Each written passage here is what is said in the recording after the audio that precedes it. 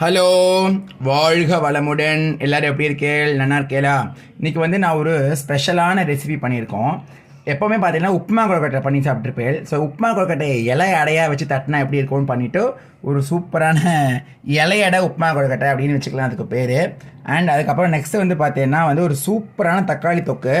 இதை இந்த தொக்கு ஒரு வாட்டி நீங்கள் கழுவி வச்சிட்டேன்னா தக்காளி சாதத்துக்கு ஆகட்டும், இட்லி தோசைக்கு ஆகட்டும், பூரி சப்பாத்திக்கு ஆகட்டும், வெறும் சாதத்துக்காகட்டும், எல்லாத்துக்குமே செம்ம டேஸ்ட்டாக இருக்கும். தயிர் சாதத்துக்கு அல்டிமேட்டாக இருக்கும் இந்த காம்பினேஷன்.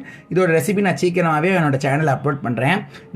நான் அதெல்லாம் லேட்டாக அப்லோட் பண்ணுறேன்னா, இப்போ புதுசாக ஒரு ரெசிபி நம்ம பண்ணுறோன்னா டக்குன்னு அதை அப்லோட் பண்ணுறதை விட நம்ம ஒரு 4-5 வாட்டி அதை பண்ணிட்டோ இல்லை இன்னும் என்ஹான்ஸ்மெண்ட்ஸ் எல்லாம் கொஞ்சம் ஆட் பண்ணி போட்டோன்னா உங்களுக்கும் ஃபாலோ பண்ணுறச்சே நன்னா இருக்கும் அப்படின்றது என்னுடைய விருப்பம். ஸோ அதனால தான் எப்படி இருக்குது இது இவ்வளோ தான். இதிலே நான் கடலைப்பருப்பு பாசிப்பருப்புலாம் ஊற போட்டிருக்கோம். அதனால் டேஸ்ட்டாக இருக்கும். வெல்டுக்கு துருவி போட்டிருக்கேன். சூப்பராக இருக்கு இல்லையா?